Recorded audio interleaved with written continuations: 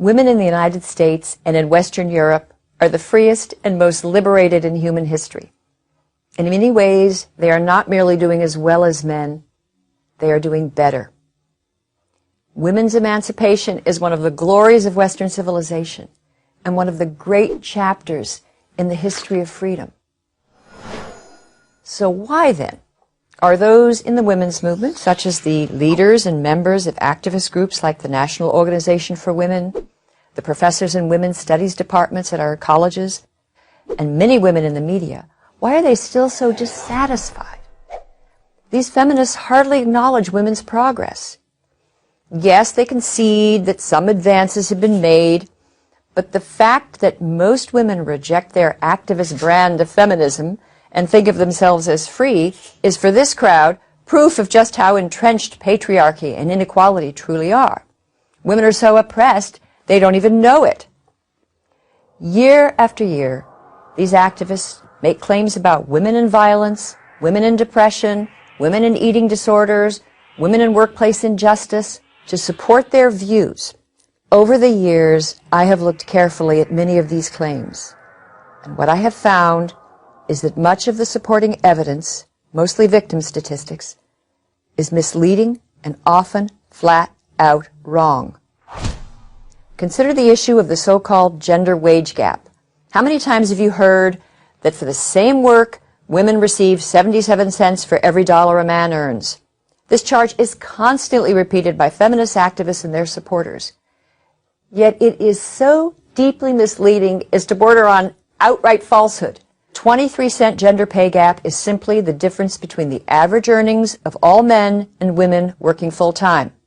It does not take account for differences in occupations, positions, education, job tenure, or hours worked per week. Now, wage gap activists and groups like the American Association of University Women or the National Women's Law Center, they say, no, even when you control for these factors, women still earn less. Well, it always turns out that they have omitted one or two crucial data points. Take the case of doctors. On the surface, it looks like female physicians are clearly victims of wage discrimination. They appear to earn less for the same work. But dig a little deeper beneath the surface, and you find that women are far more likely than men to enter lower-paying specialties like pediatrics or family medicine than higher-paying cardiology or anesthesiology. They are also more likely to work part-time. And even women who work full-time put in about 7% fewer hours than men. Women physicians are also far more likely to take long leaves of absence, usually to start a family. Now, there are exceptions, but most workplace pay gaps narrow to the point of vanishing when one accounts for all of these relevant factors. Now, how do the women's advocacy groups react to this? They insist that women's choices are not truly free.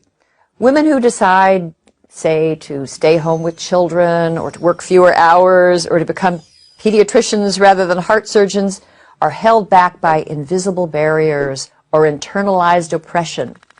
According to the National Organization for Women, powerful sexist stereotypes steer women and men toward different educational training and career paths and family roles. But is it really social conditioning that explains women's vocational preferences and their special attachment to children? Perhaps in the pursuit of happiness, men and women take somewhat different paths. And isn't it more than a little patronizing to suggest that most American women are not free, they're not self-determining human beings? And here is common sense proof that the male-female wage gap is untrue. If it were really true that an employer could get away with paying Jill less than Jack for the exact same work, wouldn't most employers fire as many of their male employees as possible and replace them with females and enjoy a huge market advantage? As a regular campus lecturer, I routinely encounter students who have fully accepted the feminist propaganda.